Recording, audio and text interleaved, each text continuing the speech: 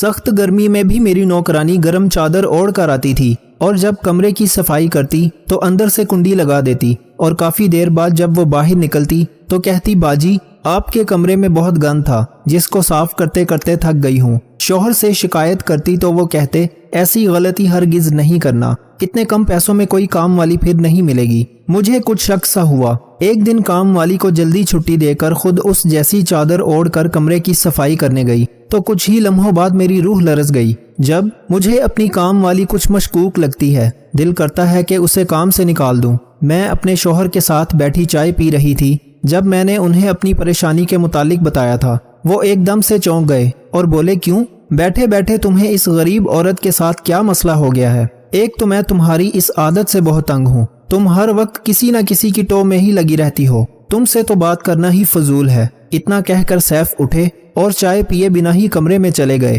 جبکہ میں کرسی پر ہکا بکا ہی بیٹھی رہ گئی تھی۔ سیف نے کبھی میرے ساتھ اس لہجے میں بات نہیں کی تھی۔ وہ تو نرم مزاج انسان تھے، میرے ہر مسئلے کو وہ چٹکیوں میں حل کر دیا کرتے تھے۔ مجھے ان سے اس قسم کی حرکت کی توقع نہیں تھی۔ میرا دل کیا کہ میں ابھی اپنی نوکرانی زلیخا کو فون کر کے کہہ دوں کہ تم کل سے میرے گھر کام کرنے مت آنا۔ پھر سیف کا سوچ کر میں نے اپنے خیال کو ترک کر دیا تھا۔ مجھے ڈر تھا کہ کہیں وہ مجھ سے ناراض ہی نہ ہو جائیں۔ میں نے فی الحال اس بات کو چھوڑ دیا تھا۔ میں کچن میں جا کر رات کے کھانے کا انتظام کرنے لگی تھی۔ کھانا تیار ہوا تو میں سیف کو بلانے چلی گئی۔ مجھے لگا تھا کہ اب وہ اپنے رویے پر شرمندگی کا اظہار کریں گے، مگر ان کا مزاج تو ہنوز برہم تھا۔ وہ خاموشی سے اٹھ کر باہر آئے اور کوئی بھی بات کیے بغیر کھانا کھا کر اٹھ کر کمرے میں چلے گئے تھے۔ جب میں کچن سمیٹ کر واپس گئی تو سیف سو چکے تھے۔ میں اس بات پر حیران تھی کہ آخر انہوں نے اس ذرا سی بات پر اس قدر برہمی کا اظہار کیوں کیا۔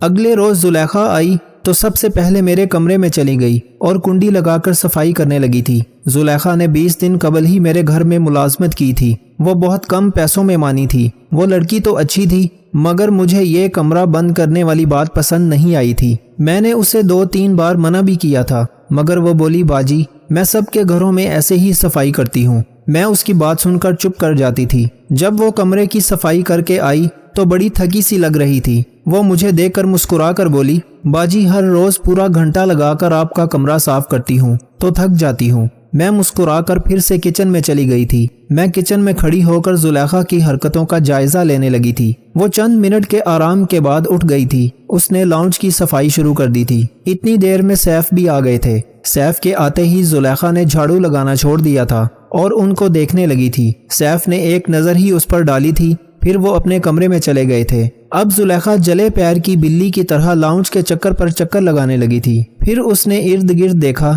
جب میں نظر نہ آئی تو وہ میرے کمرے کی طرف چل دی۔ اس نے دستک دینے کے لیے ہاتھ اٹھایا، مگر کچھ سوچ کر پیچھے ہٹ گئی اور جلدی جلدی لاؤنج کی صفائی کر کے مجھے خدا حافظ کہہ کر گھر سے باہر نکل گئی۔ زلیخا کے جاتے ہی سیف باہر نکل آئے۔ انہوں نے میرا ہاتھ تھام کر گجرے پہنا دیے۔ ان کا موڈ بھی اچھا تھا۔ پھر بولے بیگم جلدی سے کھانا لگا دو، بہت بھوک لگی ہے۔ ہم دونوں نے بڑے خوشگوار ماحول میں بیٹھ کر کھانا کھایا تھا۔ میں سیف کی جانب سے تو پرسکون ہو گئی، مگر زلیخا کی طرف سے دل میں گانٹ بن گئی تھی۔ نہ جانے وہ کس ارادے سے میرے گھر میں داخل ہوتی تھی۔ میں نے سوچ لیا تھا کہ میں زلیخا کے متعلق کوئی بات بھی سیف سے نہیں کروں گی۔ میں اس کی نیت جان کر پھر کوئی فیصلہ کروں گی۔ اگلے دن زلیخا گھر داخل ہوئی تو میں نے اس کا بغور جائزہ لیا تھا۔ اس نے گرم شال اوڑھ رکھی تھی جس میں وہ مکمل طور پر چھپی ہوئی تھی۔ میں بولی زلیخا اتنی گرمی ہے، تم یہ شال اوڑھنا چھوڑ کیوں نہیں دیتی؟ اگر تمہارے پاس کوئی اور چادر نہیں ہے تو میں تمہیں اپنی چادر دے دوں۔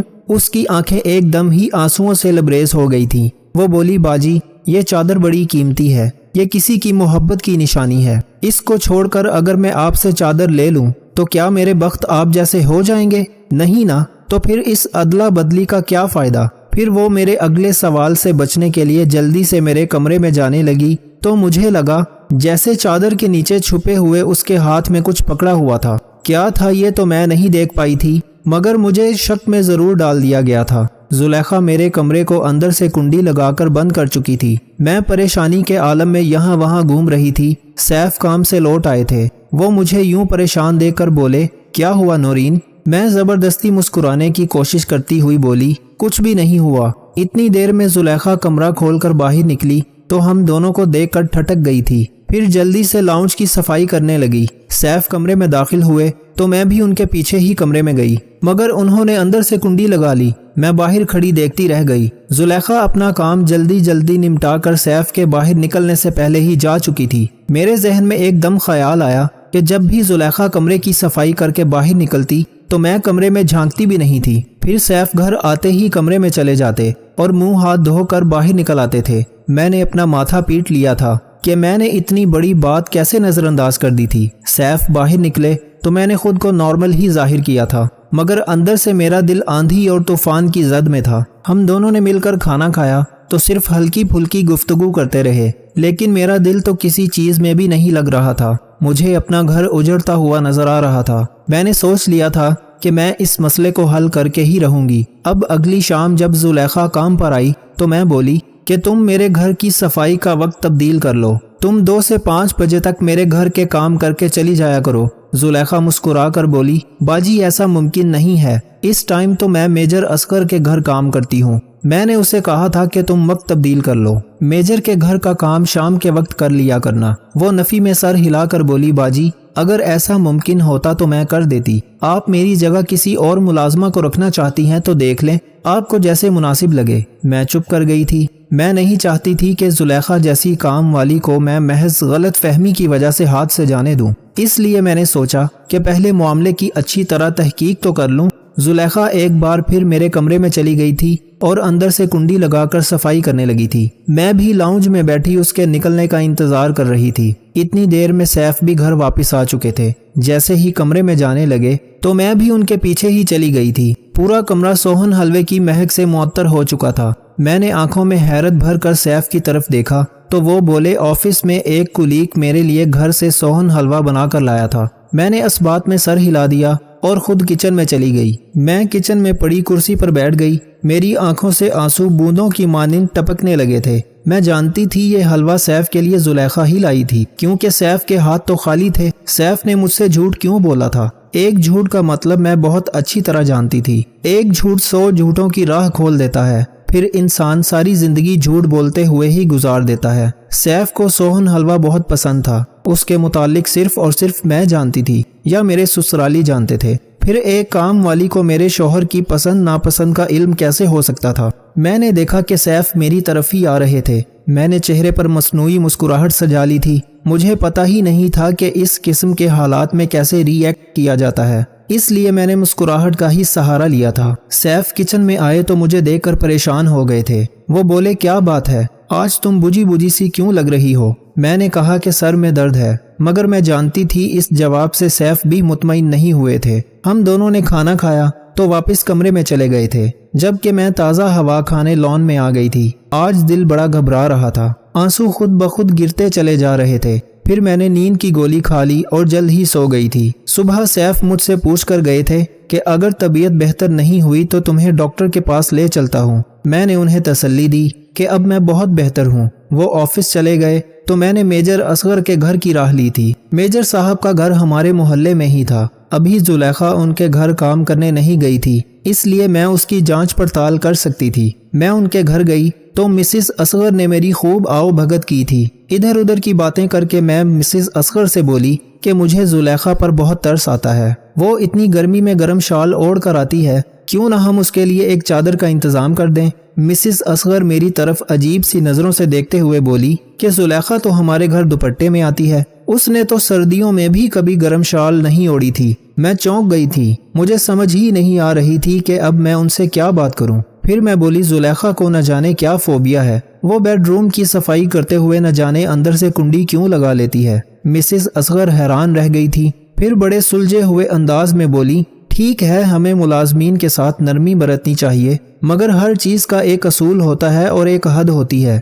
میں کبھی بھی کسی کام والی کو یہ اجازت نہیں دوں گی کہ وہ میرے بیڈ روم کو اندر سے کنڈی لگا کر صاف کرے، بلکہ میں تو ایسی ملازمہ کو کام سے ہی نکال دوں گی۔ میں بولی، لیکن مجھے تو زلیخا نے یہی بتایا تھا کہ وہ سب کے گھروں میں ایسے ہی کنڈی لگا کر صفائی کرتی ہے۔ مسز اصغر کا تمسخرانہ قہقہہ فضا میں گونجا تھا۔ پھر وہ بولی، آپ بہت معصوم ہیں، میں اٹھ کر اپنے گھر آ گئی تھی۔ مسز اصغر کی باتیں میرے کانوں میں گونجتی رہیں۔ شام ہوئی تو زلیخا خود کو گرم چادر میں چھپا کر ایک بار پھر سے ہمارے گھر آن پہنچی تھی۔ وہ کمرے میں چلی گئی تھی۔ ابھی وہ کمرے سے باہر ہی آئی تھی کہ سیف بھی آفس سے لوٹ آئے تھے۔ میں کچن کی کھڑکی کے پاس کھڑے ہو کر ان دونوں کو دیکھ رہی تھی جب سیف غصے سے بولے، زلیخا تمہارے لیے بہتر یہی ہے کہ تم یہ کام چھوڑ کر چلی جاؤ، مجھے سکون سے جینے دو، میرا پیچھا چھوڑ دو۔ زلیخا رونے لگی تھی۔ وہ بولی، اس بھری کائنات میں میرا سہارا صرف اور صرف آپ ہی ہو، میں آپ کے بغیر کچھ بھی نہیں ہوں، مجھے اپنے نام کی شناخت دے دیجئے، نہیں تو میں آپ کی حقیقت آپ کی بیوی کے سامنے لے آؤں گی، پھر آپ کیا کریں گے؟ اتنا کہہ کر زلیخا لاؤنج کی صفائی کیے بنا ہی میرے گھر سے چلی گئی تھی۔ میں تو زلیخا کے الفاظ پر ہی حیران رہ گئی تھی کہ اس کے پاس سیف کا ایسا کون سا راز ہے جس کی وجہ سے وہ ان کو ڈرا دھمکا رہی تھی۔ پھر وہ یہ کیوں کہہ رہی تھی کہ مجھے اپنے نام کی شناخت دے دیجئے؟ یہ سب باتیں کسی انہونی کی طرف اشارہ کر رہی تھی۔ میں نے سیف کو کھانے پر بلایا تو انہوں نے مجھے بری طرح سے جھڑک دیا تھا۔ وہ بولے تھے، کیسی عورت ہو تم جو گھر کا کام ہی نہیں کر سکتی؟ گھر میں ہم دو ہی تو افراد ہیں، مگر تم دو لوگوں کا کام کرنے میں بھی ناکام رہی ہو اور بھاگ بھاگ کر نوکرانیوں کو گھر میں بلا لیتی ہو۔ وہ اتنا کہہ کر لان میں چلے گئے تھے۔ میں کمرے میں آئی تو حلوے کی خوشبو نے میرا استقبال کیا تھا۔ آج شاید سیف حلوہ چھپانا بھول گئے تھے یا پھر انہوں نے اس چیز پر غور ہی نہیں کیا تھا۔ میں نے کمرے کی کھڑکی سے دیکھا، سیف بڑی پریشانی کی حالت میں یہاں وہاں پھر رہے تھے۔ میں تو خود حیران سی تھی کہ آخر یہ سب ہو کیا رہا ہے، میں کیسے ساری حقیقت سامنے لاؤں؟ مجھے رہ رہ کر زلیخا پر غصہ آتا تھا، لیکن میں اس قدر حالات سے مجبور تھی کہ اسے کوئی سوال بھی نہیں کر سکتی تھی۔ میں نے خود کو لاچار پایا تھا۔ وہ دور دراز کے گاؤں میں رہتی تھی جبکہ ہم دونوں میاں بیوی سیف کی جاب کی وجہ سے شہر میں رہتے تھے۔ میں نے اپنی ساس کو فون کر کے کہا تھا کہ میرا گھر اجڑنے والا ہے، آپ آ کر میرے آشیانے کو بکھرنے سے بچا لیں۔ میری ساس بڑی بھلی مانس خاتون تھی۔ وہ اگلے ہی دن اپنے چھوٹے بیٹے کے ساتھ ہمارے گھر آ گئی تھی۔ سیف اپنی والدہ کو دیکھ کر بالکل بھی خوش نہیں ہوئے تھے۔ وہ بولا، امی، شہر میں رہائش بہت مہنگی ہے، آپ کیوں آ گئی ہیں یہاں؟ میں پہلے ہی بڑی مشکل سے گزارا کر رہا ہوں، اب 2 لوگوں کا اضافی کھانا بنانا پڑے گا تو میرے بجٹ پر بڑا برا اثر پڑے گا۔ میری ساس کی آنکھوں میں آنسو آ گئے تھے۔ میں نے سیف کو خاموش رہنے کا اشارہ کیا تو وہ بولے، تم ہم دونوں ماں بیٹے کے معاملے سے دور رہو۔ میں چپ کر گئی تھی جب کہ میرے دیور نے سامان اٹھایا اور بولا، امی آ جائیں، ہم گاؤں واپس چلتے ہیں، ہمیں نہیں رہنا اس مہنگائی سے بھرے شہر میں۔ میری ساس نے میری طرف دیکھا تو میں نے ہاتھ جوڑ کر رکنے کی التجا کی تھی کہ میرا دیور اس قدر خفا ہو چکا تھا کہ وہ میرے 1000 بار کہنے پر بھی نہ رکا تھا۔ الٹا سیف ہی مجھے ڈانٹنے لگے تھے کہ تم اسے جانے دو، مت روکو۔ دیور چلا گیا تھا، ساس پریشان تھی۔ انہیں توقع نہیں تھی کہ ان کا سب سے چہیتا بیٹا ان کے ساتھ ایسا سلوک کرے گا۔ میں نے اپنی ساس کو ساری بات بتا دی تھی۔ میں ان سے بولی کہ سیف کچھ بدل سے گئے ہیں، اس لیے میں نے آپ کو بڑا مان کر کے بلایا تھا تاکہ آپ ہم دونوں کے درمیان ساری رنجشیں ختم کر دیں۔ شام ہوئی تو میں زلیخا کا انتظار کرنے لگی تھی۔ میں اپنی ساس کو زلیخا کے متعلق پہلے ہی سب کچھ بتا چکی تھی۔ وقت گزرتا رہا مگر زلیخا گھر نہ آئی تھی۔ میں نے سیف سے بات کی کہ اب مہمان کے آ جانے سے گھر کا کام بڑھ گیا ہے، مگر زلیخا آج آئی ہی نہیں۔ سیف کرخت لہجے میں بولے کہ میں اسے کام سے نکال چکا ہوں، آج کے بعد وہ کام کرنے نہیں آئے گی۔ تم جو مفت خوروں کو گھر میں دعوت دے کر بیٹھی ہو، پھر یہ تو ہونا ہی ہے۔ میں سیف کے جواب پر دنگ سی رہ گئی تھی۔ وہ کبھی بھی ایسے نہیں تھے۔ ان کی شخصیت تو اتنی اجلی تھی کہ مجھے ان کی طرف دیکھ کر روشنی ملتی تھی۔ اب وہ کیوں ایسے ہو گئے ہیں؟ میری ساس زلیخا سے مل کر ہی کسی نتیجے پر پہنچنا چاہتی تھی۔ میں ساری رات یہی سوچتی رہی کہ آخر کیا کیا جائے۔ بس پھر جو ذہن میں آیا میں نے وہی کر دیا تھا۔ اگلے دن میں مسز اصغر کے گھر جا کر بیٹھ گئی تھی۔ مقررہ وقت پر جب زلیخا وہاں پہنچی تو مجھے دیکھ کر گھبرا گئی تھی۔ میں بولی، شکر ہے آج تم نے گرم شال نہیں لی ہوئی، دیکھو تو سورج آگ برسا رہا ہے۔ پھر میں نے اسے معذرت کی کہ سیف نے تمہیں غلط کہا ہے کہ ہمیں کام والی کی ضرورت نہیں رہی، اب تو گھر مہمان آئے ہیں اس لیے مجھے تمہاری بہت ضرورت ہے، آج تم ہمارے گھر کام پر ضرور آنا۔ سیف بھی اپنے الفاظ پر معذرت کر رہے تھے۔ میں نے نوٹس کیا تھا کہ ایک دم سے زلیخا کا چہرہ کھل کر غلاب ہو گیا تھا۔ شام ہوئی تو زلیخا اپنی گرم چادر اوڑھ کر ہمارے گھر پہنچ گئی تھی، لیکن حیرت کی بات یہ تھی کہ اس نے نقاب کر رکھا تھا۔ مجھے زلیخا کے چونچلے دیکھ کر بہت غصہ آیا تھا۔ میں بولی، مسز اصغر کے ہاں تم دوپٹے میں چلی جاتی ہو مگر ہمارے گھر آنے کے لیے اب نقاب بھی کرنے لگی ہو؟ وہ کھسیانی ہنسی ہنس کر بولی، باجی آپ ہی نے تو کہا تھا کہ گھر میں مہمان آئے ہوئے ہیں، اس لیے پردہ کیا ہوا ہے۔ میں بولی نہیں، اس پردے کی ضرورت نہیں ہے، مہمان صرف ایک ہی ہے اور وہ بھی میری ساس ہے۔ زلیخا سر ہلا کر میرے کمرے میں چلی گئی تھی۔ آج اس نے معمول سے زیادہ دیر لگا دی تھی۔ میں نے اپنی ساس کو باہر لان میں بیٹھنے کا کہا تھا۔ میں بولی اگر سیف آ گئے تو انہیں کمرے میں نہ آنے دیجیے گا، انہیں کسی نہ کسی طرح باتوں میں لگا لیجیے گا۔ میری ساس نے میری مدد کرنے میں کوئی کسر نہ اٹھا رکھی تھی۔ میں نے جلدی سے سیف کا 3 پیس سوٹ پہن لیا تھا۔ وہ سوٹ میں نے زلیخا کے آنے سے پہلے ہی اپنی ساس کے کمرے میں چھپا کر رکھ دیا تھا۔ میں وہ سوٹ پہن کر کمرے سے باہر کھڑی ہو چکی تھی۔ میرا رخ دوسری طرف تھا، اس لیے زلیخا مجھے پہچان نہ پائی تھی۔ وہ بولی تو اس کے الفاظ نے مجھے چونکا دیا تھا۔ وہ بولی سیف آپ کی امی آ گئی ہیں، اگر آپ اجازت دیں تو میں ان سے مل لوں۔ اتنی دیر میں سیف بھی لاؤنج میں داخل ہو گیا تھا۔ اس کے پیچھے پیچھے ہی میری ساس بھی تھی۔ میری ساس سیف کو روکنے کی ناکام کوشش کر رہی تھی، مگر جیسے ہی میری ساس کی نظر زلیخا پر پڑی وہ سکتے میں آ گئی تھی۔ میری ساس نے غصے سے رخ پھیر لیا تھا۔ میں بولی زلیخا آج تم نے مجھے اپنی حقیقت بتا ہی دی۔ زلیخا زارو قطار رونے لگی تھی۔ وہ بولی باجی میں ایک بہت ہی محترم گھرانے سے تعلق رکھتی تھی، میرے والد کے نام کا ڈنکا بجتا تھا، لیکن میں اپنے باپ کی پگڑی سنبھال نہ پائی تھی۔ حالانکہ میرے باپ نے تو میرے لیے وہ سب کیا تھا جو ہمارے خاندان میں کسی دوسرے باپ نے بھی نہیں کیا تھا۔ میرے والد مجھے شہر کالج کی تعلیم حاصل کرنے کے لیے بھیجتے تھے۔ مجھے اپنے ہی ڈرائیور کے ساتھ محبت ہو گئی تھی۔ وہ نہ تو ہماری برادری کا تھا اور نہ ہی برابری کا، اس لیے میں جانتی تھی کہ یہ شادی ناممکن ہے۔ ایک دوسرے کے بغیر رہنے کا تصور بھی نہیں کیا جا سکتا تھا، اس لیے میں نے اس مرد سے بھاگ کر شادی کر لی تھی۔ باپ کی بد دعا مجھے لگ گئی تھی، اس لیے سکھ تو مجھ سے بھی چھن گئے تھے۔ میرا شوہر ایک نمبر کا نکما نکلا تھا، وہ کوئی کام کرتا ہی نہ تھا۔ 2-3 دن کام پر جاتا تو 4 دن گھر پر بیٹھا رہتا تھا۔ پہل تو ہمارا گزارا ہوتا رہا، مگر جب اولاد ہو گئی تو پھر مجھے ہی ہمت کرنا پڑی تھی۔ مجھے اپنے بچوں کا پیٹ بھرنے کے لیے ملازمت کرنی پڑی تھی۔ پھر یوں جب میں آپ کے گھر آئی تو سیف کو دیکھ کر میں دنگ رہ گئی تھی، کیونکہ سیف تو میرا ہی حقیقی بھائی نکلا تھا۔ سیف نے مجھے کہا تھا کہ میں اس کے گھر سے نکل جاؤں اور آپ کو یہ نہ بتاؤں کہ میں سیف کی سگی بہن ہوں، لیکن میں نے بڑے سالوں کے بعد اپنا سگا دیکھا تھا۔ یہ دنیا بڑی بے رحم ہے۔ اس دنیا میں اپنے خونی رشتے شاید دار شجر کی مانند ہوتے ہیں۔ میں نے سیف کو منانے کی کوشش شروع کر دی تھی۔ میں ہر روز وہ گرم شال اس لیے پہن کر آتی تھی کیونکہ وہ میری سالگرہ پر مجھے میرے بھائی سیف نے تحفے میں دی تھی۔ میں ایک خاص طرز کا حلوہ بھی بنا کر لاتی تھی کیونکہ سیف میرے ہاتھ سے بنا ہوا حلوہ بڑے شوق سے کھاتے تھے۔ اب میں ہر روز آپ کے بیڈ روم کو اندر سے کنڈی لگا کر اس لیے صاف کرتی تھی کیونکہ میں وہ حلوہ چھپا کر کھڑکی کے پردے کے پیچھے رکھ دیتی تھی اور ہر روز آپ کے کمرے میں ہی معافی نامہ لکھتی تھی۔ مگر سیف مجھے معاف کرنے کی بجائے مجھے گھر سے بھگانا چاہتے تھے، اس لیے میں نے ان کو دھمکانا شروع کر دیا تھا۔ میں ان سے کہتی تھی کہ اگر آپ نے مجھے معاف نہ کیا تو میں باجی کو بتا دوں گی کہ میں آپ کی سگی بہن ہوں۔ وہ نہیں چاہتے تھے کہ آپ کو یہ سب پتہ چلے اور آپ بھائی کو چھوڑ کر چلی جائیں، اس لیے یہ سب مشکوک حرکتیں مجھ سے سرزد ہوتی رہی تھی۔ زلیخا اپنی ساری داستان سنا کر رونے لگی تھی۔